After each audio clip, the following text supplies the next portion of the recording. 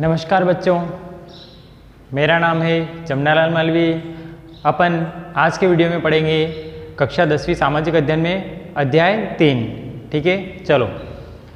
तो अध्याय 3 का नाम है भारत में उद्योग, यानी कि भारत में जो उद्योग होते हैं उनके प्रकार कितने होते हैं और भारत में जो उद्योग है उनका वर्गीकरण किस तरीके से किया गया है।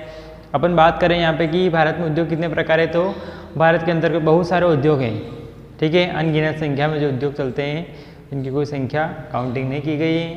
तो परंतु अपन यहाँ बात करते हैं जो ऐसे उद्योग जिनसे मनुष्य अपनी आवश्यकताओं की पूर्ति के लिए नई नई वस्तुओं का निर्माण करता है या खाद्य सामग्री के लिए, तो उन सारे उद्योगों का अपन वर्णन यहाँ पे करेंगे। तो सबसे पहले अपन बात करते हैं कि भारत में उद्योगों के प्रकार कितने हैं। तो भारत में उद्योगों के प्रकार हैं 5। ठीक है, सबसे पहले नंबर पे आता है यहाँ पे स्वामित्व के आधार पर, फिर दूसरे नंबर पे आता है उपयोगिता के आधार पर, नंबर 3 पे आता है आकार के आधार पर, और नंबर 4 पे तैयार माल के आधार पर, नंबर 5 है कच्चे माल के आधार पर। ठीक है दोस्तों, इस प्रकार के क्वेश्चन आप लोगों के एग्जाम में ऑब्जेक्टिव में भी आएंगे। विकल्प के माध्यम से पूछ सकते हैं कि भारत में उद्योगों की प्रकार की संख्या कितनी है, तो आप बड़ी आसानी से बता सकते हो कि उद्योगों के प्रकार होते हैं 5। ठीक है, अब जो 5 प्रकार है इन सभी के फिर अलग अलग प्रकार हैं। जैसे कि सबसे पहले नंबर पे अपना है स्वामित्व के आधार पर। तो यहाँ पे भी अपन बात करें तो कि स्वामित्व के आधार पर भी उद्योगों के प्रकार हैं। तो यहाँ पे सबसे पहला नंबर आ जाता है निजी उद्योग, नंबर 2 पे आ जाता है सरकारी उद्योग, नंबर 3 पे सहकारी उद्योग, नंबर 4 पे मिश्रित उद्योग। सबसे पहले अपन बात करेंगे यहाँ पे निजी उद्योग की। ठीक है, यानी कि निजी उद्योग किसे कहते हैं, तो निजी उद्योग के अंतर्गत किसी निजी व्यक्ति का आधिपत्य होना, यहाँ पर किसी अन्य दूसरे व्यक्ति का इसमें हस्तक्षेप नहीं होना, वो निजी उद्योग कहलाता है। ठीक है, नंबर 2 पे बात करेंगे अपन सरकारी उद्योग, यानी ऐसे उद्योग जो सरकार के स्वामित्व में चलाए जाते हैं, यानी जिन उद्योगों का प्रारंभ सरकार के स्वामित्व में रहकर उनका कार्य शुरू करना, प्रारंभ करना, वो सरकारी उद्योग हो गए। ठीक है, नंबर 3 पे आता है यहाँ पे सहकारी उद्योग, यानी ऐसे उद्योग जिन उद्योगों को चलाने के लिए या प्रारंभ करने के लिए अपन को सरकार से परमिशन लेने कर उस उद्योग की शुरुआत करना सहकारी उद्योग कहलाता है। नंबर 4 पे अपन बात करेंगे यहाँ पे मिश्रित उद्योग, यानी ऐसा उद्योग जो एक से अधिक अगर अन्य व्यक्ति उसमें शामिल है तो वो उद्योग हो जाता है मिश्रित उद्योग। यानी कि ऐसे उद्योग जिसका मालिक एक व्यक्ति नहीं होकर बल्कि उसमें 2 या 3 व्यक्ति मिलकर उस कार्य को कर रहे हैं तो वो हो जाता है मिश्रित उद्योग। ठीक है, अपन अब दूसरे नंबर पे बात करेंगे उपयोगिता के आधार पर, यानी कि उपयोगिता के आधार पर उद्योगों के कितने प्रकार हैं। तो सबसे पहले आइए नंबर 1 आधारभूत उद्योग, नंबर 2 उपभोक्ता उद्योग। तो आधारभूत उद्योग में यानी कि जो अन्य उद्योगों का आधार होता है उसे आधारभूत उद्योग कहते हैं। जैसे मान लीजिए लोहा उद्योग। अब क्योंकि अन्य उद्योगों का आधार कैसे कि सबसे पहले लोहे के कच्चे लोहे का निर्माण करते हैं, फिर उस कच्चे लोहे से अन्य वस्तुओं का निर्माण होता है, जो कि उस कच्चे लोहे के माध्यम से फिर अन्य बहुत सारे उद्योग चलाए जा रहे हैं, जिसे अपन कहेंगे आधारभूत उद्योग।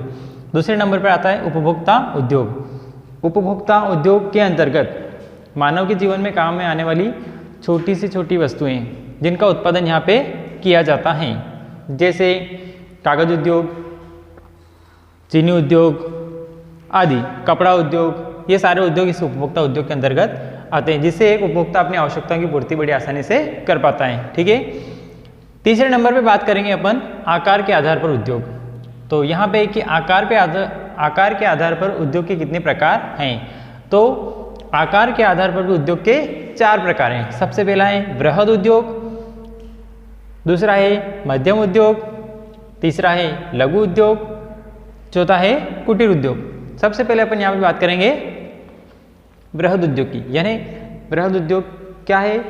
तो बृहद उद्योग वे उद्योग कहलाते हैं जिन उद्योगों को प्रारंभ करने में या चलाने में कम से कम 10 करोड़ रुपए की पूंजी को इन्वेस्ट करना बृहद उद्योग के अंतर्गत आता है। यानी बृहद यानी बड़ा फैला हुआ, जिसको चलाने के लिए अपन को बहुत सारी पूंजी की आवश्यकता होती है। दूसरे नंबर पे बात करेंगे अपन मध्यम उद्योग। यानी मध्यम उद्योग वे उद्योग होते हैं जिन उद्योगों की शुरुआत या प्रारंभ करने में अपन को कम से कम 5 से 10 करोड़ रुपए की पूंजी का इन्वेस्ट करना, वो मध्यम उद्योग के अंतर्गत आता है। नंबर 3 पे बात करेंगे अपन लघु उद्योग।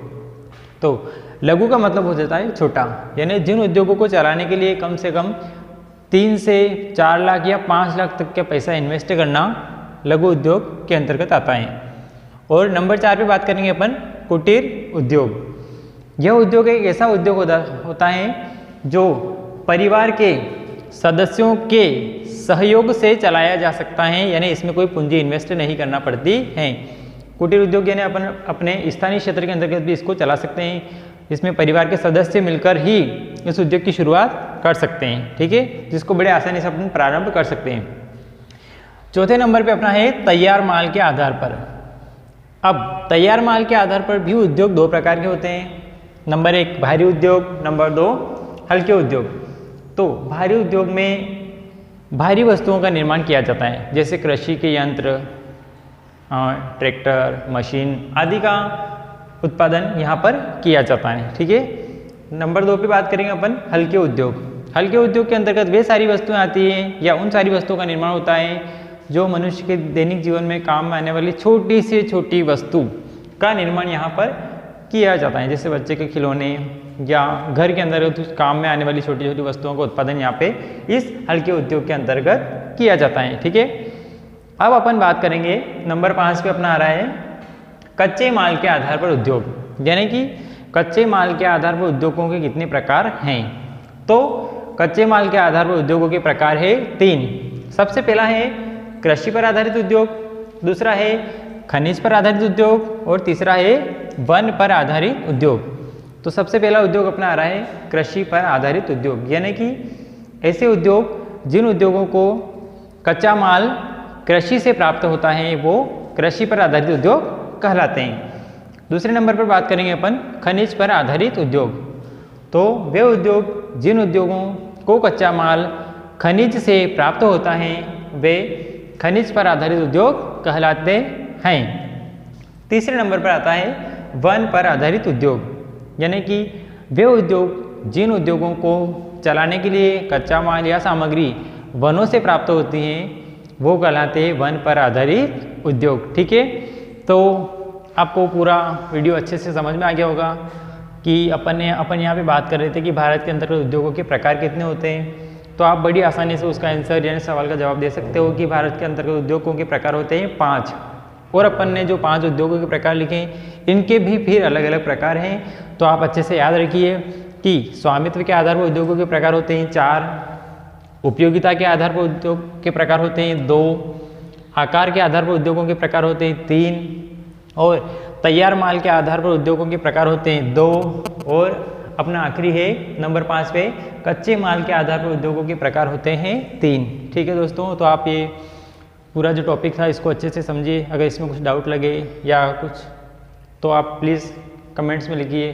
तब तक के लिए थैंक यू।